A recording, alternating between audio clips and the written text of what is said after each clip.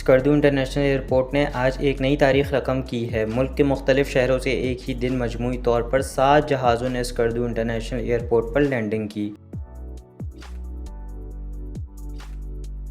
تکنیکی طور پر اور ایوییشن کی زبان میں مجموعی طور پر 14 پروازوں کو ڈیل کیا گیا، جو کہ اس ایئرپورٹ کی تاریخ کا ایک نیا ریکارڈ ہے۔ ان پروازوں میں 4 Pakistan international air line (PIA) اور 3 ایئر بلو کی ہیں، اور اسلام آباد سے سب سے زیادہ 4 پروازیں، کراچی سے 2 اور لاہور سے 1 پرواز اسکردو پہنچی۔ یہ رجحان نہ صرف اسکردو کی بڑھتی ہوئی فضائی اہمیت کی علامت ہے، بلکہ گلگت بلتستان میں سیاحت، معیشت اور رابطوں کے ایک نئے دور کے آغاز کا اعلان بھی ہے۔ آسمان سے اترتے یہ جہاز دراصل خوابوں کی وہ پروازیں ہیں جو اس خطے کو باقی پاکستان اور دنیا سے جوڑنے کی امید لے کر آئے ہیں۔